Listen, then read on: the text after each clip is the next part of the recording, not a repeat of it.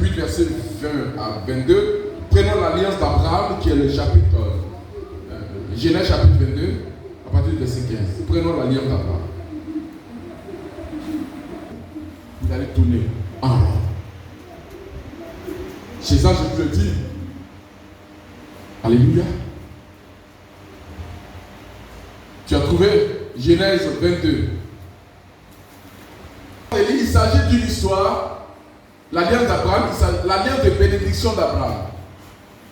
C'est plutôt l'alliance de bénédiction d'Abraham, parce que nous parlons d'alliance de bénédiction. L'alliance de bénédiction d'Abraham, Genèse 22, verset 15. L'alliance de bénédiction de Noé aussi, Genèse 8, verset 20 à 22. Terminons sur l'alliance de bénédiction d'Abraham. Abraham, à partir du chapitre 12 de la Genèse, Dieu appelle Abraham. Il dit, Dieu, on va partir. Je vais faire de toi un homme puissant, un homme grand, un homme redoutable. Il marche avec Dieu. Il marche avec Dieu. Il a des serviteurs, il a des servantes. Ses serviteurs et ses servantes sont des enfants dans sa maison. Lui, il n'a pas d'enfant. Et il parle à Dieu. Il parle à Dieu. Et puis un jour, Dieu va lui donner un enfant qui s'appelle Isaac. Dieu va écouter sa prière. Dieu va lui donner un enfant. Quand l'enfant grandit, Dieu vient vers Abraham. Parce qu'il veut faire une alliance avec lui maintenant. Il veut qu'Abraham fasse alliance. Quand Dieu veut te bénir, il te pousse à faire une alliance de bénédiction. Il t'oblige même en quelque sorte. Dieu vient vers Abraham maintenant. Il dit, Abraham, il dit, Dieu, papa, je suis là. Il dit, il faut me donner Isaac, ton fils. Va sur telle montagne, il faut l'égorger. J'ai besoin de son sang, son sang. Je veux que tu me donnes son sang, son sang. Abraham dit, ok, il n'y a pas de problème. C'est toi qui es Dieu, je vais prendre. Il prend Isaac. Et puis ils s'en vont. Ils ont fait 3 jours de marche. Arrivé en bas de la montagne, Abraham va monter avec l'enfant. Il va laisser les serviteurs en bas. Il va prendre des cailloux comme ça. Il va faire un gros fourneau. Les hôtels, la zone appelle le gros fourneau. C'est-à-dire faire un gros truc comme ça, en cailloux. Il met là, et puis ça monte bien, comme les fours traditionnels. On met du bois en bas, et puis il met des bois là-dessus comme ça, pour ne pas que quelqu'un tombe en bas. Et puis il attache l'enfant, il le met sur l'autel. Maintenant il va l'égorger, puis il va allumer le feu. Je vais dire. Donc, vous savez de quoi il s'agit. Verset 15. L'ange de l'Éternel, quand il a levé la main pour égorger l'enfant, c'est l'ange de l'Éternel qui va parler pour dire.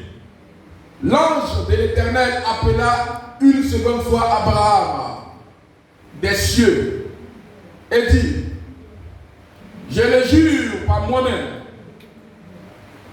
par parole de l'Éternel, parce que tu as fait cela et que tu ne m'as pas refusé ton fils, ton unique, je te bénirai et je multiplierai ta postérité comme les étoiles du ciel et comme le sable sur le bord de la mer.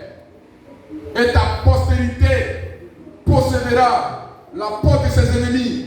Toutes les nations de la terre seront bénies en ta postérité. Donc, Dieu bénit Abraham. Pourquoi? Regardez l'alliance qu'ils font.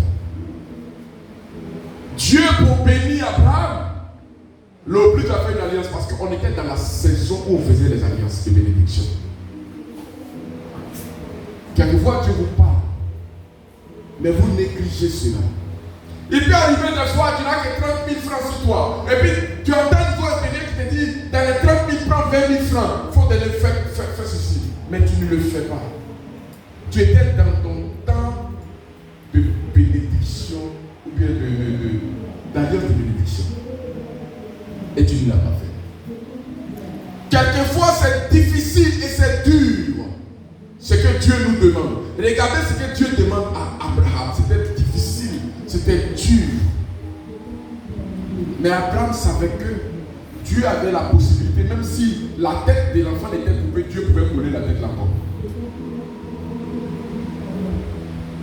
Quand Dieu veut rentrer en alliance avec vous, bénédiction. Plusieurs personnes ici ont été déjà appelées par Dieu pour entrer en alliance avec Dieu. Mais beaucoup d'entre vous, vous n'avez pas appliqué cette alliance-là. Dieu a appelé Marie pour entrer en alliance avec elle. Elle a accepté. Parce que le cas de Marie était difficile. On dit qu'elle va prendre une grossesse sans avoir connu un homme. Elle va prendre une grossesse fantôme. Elle est fiancée. Elle dit, mais ça s'est passé comment? Et on lui dit, ne t'inquiète pas. L'ombre du Saint-Esprit va te couvrir, tu seras enceinte.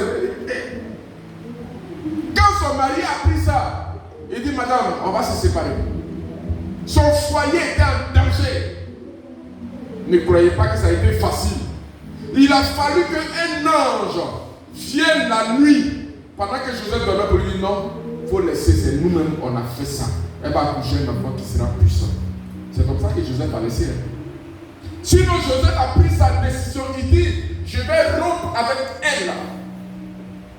Marie lui a dit non, c'est Dieu qui m'a enceinté. C'est Dieu qui a mis un enfant dans mon ventre. Il dit, quitte-la, menteuse. Il dit, on va se séparer. Marie lui a expliqué comment il ne refuse de comprendre. Il a fallu que lui aussi, un ange vienne lui dire, non, c'est nous, on a fait ça. C'est Dieu qui a fait ça. Et son cœur est devenu tranquille. Quand Dieu vient, quelquefois ce que nous demandons est difficile. Mais c'est parce qu'il veut te donner une chose très grande. Alléluia. Oui. Et ce qu'il veut te donner, c'est pour toute ta vie. C'est-à-dire toi-même, tu vas vivre avec ça. Quand tu quittes la terre, tes enfants vont vivre avec ça. Les enfants de tes enfants vont vivre avec ça. Quand il te bénit, c'est pour toujours. Il n'y a pas que non, comme j'ai péché aujourd'hui, Dieu va m'arracher ce qu'il m'a donné. Dieu n'arrache plus ce qu'il donne. Alléluia. Même quand vous prenez le cas d'Élisabeth, elle a dit quelque part une parole. Elle a dit, ah, ça c'est la honte, Dieu met sur moi. Les autres femmes vont me regarder, elles vont se moquer de moi. Moi-même vieille comme ça, enceinte, on va faire ça là comment? Elle pouvait refuser la grossesse. Son mari a presque refusé la grossesse. Vous savez ce qu'il est arrivé? Dieu l'a frappé. De quoi? Hein? Voilà. Parce qu'il a douté. Et dit, comme tu doutes, ta bouche va se fermer jusqu'à ce que l'enfant vienne au monde. Donc vous croyez que c'est des gens qui ont, parce qu'on a écrit ça simplement, c'est des choses qui étaient faciles pour eux. C'est des êtres humains comme nous. Ça n'a pas été facile pour eux, mais ils ont accepté et ils ont fait. Ils ont accepté, ils ont fait. Le cas même le plus difficile, c'est celui d'Abraham. Il n'a qu'à aller projeter son enfant. Ah Dieu, donc toi aussi tu tues les enfants des gens. Abraham, pendant 3 jours en train de marcher, puis il réfléchit. Toi, il va prendre l'enfant. Il marche. Dieu lui a donné expressément 3 jours de route. Là, il va dire, je ne plus. Pour qu'il réfléchisse, pour dire, mon Seigneur, il faut laisser. Si tu veux me bénir, mais l'enfant, il va à la maison. Mais pendant 3 jours, le diable est en train de dire à Abraham, tu vas aller tuer l'enfant là. Tu vas aller tuer l'enfant là. Tu vas aller tuer l'enfant là. Pendant 3 jours. Pendant les 3 jours, il n'a pas marché seulement. Vers les 19 heures, il s'arrête et puis il dort un peu. La nuit, il fait songe. Abraham a souffert. Pendant ce temps, sa femme est à la maison là-bas. Il a dit, on n'a rien dit, qu'est-ce qu'on a fait? La Bible ne nous parle pas de ça. Maintenant, si l'enfant est mort, quand il va revenir, il va lui expliquer ça comment. Tu as pris mon enfant, tu allais le tuer, tu mens sur Dieu. Ça va être compliqué. Donc, je vais dire à d'autres qu'il n'y avait rien de facile. Mais nous, on croit que quand Dieu va venir, il va dire, ma fille, ça va. Je vais faire alliance de bénédiction avec toi. Ancien talon là, il faut me donner ça. Tu vas ramasser même tous les anciens talons là, même pour lui. Tu dis, Seigneur, il n'a qu'à prendre 15 mêmes talons là. Non. Il va prendre ce que toi, ton cœur veut. Jésus ne va pas venir prendre ancien talon. Ancien talon, tu me colles encore à la faire remplir dans ton sac à main à cause de ça. Tu colles sur là. Tu colles sur là. Tu sais, le Seigneur dit, donne-moi ça, il faut prendre. Mais ce n'est pas ancien talon qu'il va te demander. C'est ce que tu as payé nouveau. Il est dimanche matin, il est caché dessus. Il dit ça là, tu ne portes pas. Il faut me demander ça. C'est là il y a un problème. C'est ce que ton cœur veut que Dieu prenne. Ce Ce n'est pas ce que ton cœur ne veut pas. Quand on veut faire alliance avec Dieu, là, laissez-le prendre. Il n'a qu'à prendre ce qu'il veut prendre. Mais ce qu'il va me donner, c'est ça qui me plaît. Laissez Dieu prendre. Ne vous battez plus. Laissez Dieu, il n'a qu'à prendre. Tu veux prendre quoi, mon Dieu? Je vais prendre ta chaîne en or. Prends. Alléluia. Amen. Tu veux prendre quoi? Seigneur, prends. Noé, ça n'a pas été facile pour lui. Un bon matin, Dieu lui dit que je vais faire tomber la pluie sur la terre. Il faut construire un grand bateau. Noé a parlé à tous ses frères, ses soeurs, ses parents.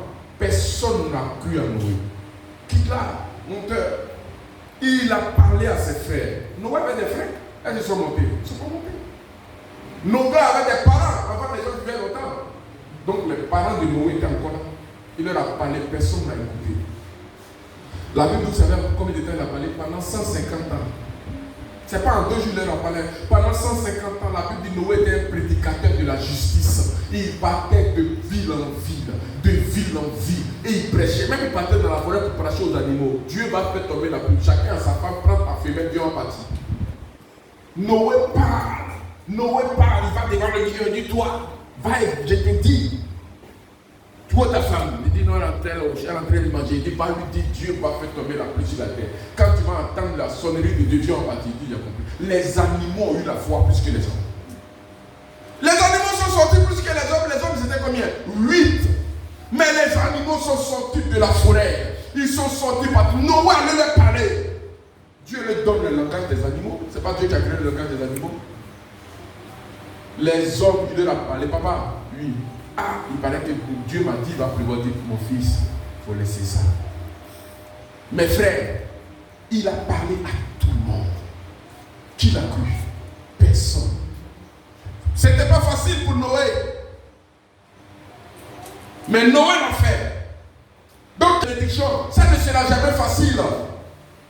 Dieu ne viendra pas te demander ta chaussure gâtée ou bien ton habit gâté. Il te demandera la chose que toi tu aimes. Il va regarder dans ton cœur. Dieu va fouiller dans ton cœur. Il sait que c'est ça que tu aimes. Et puis il va me dire, mon fils, c'est ça que tu as me donné. C'est là que souvent les chrétiens refusent. Je vais terminer par ce témoignage que je vous ai déjà rendu peut-être. Dans le début de mon ministère, ça veut dire qu'il y a très longtemps,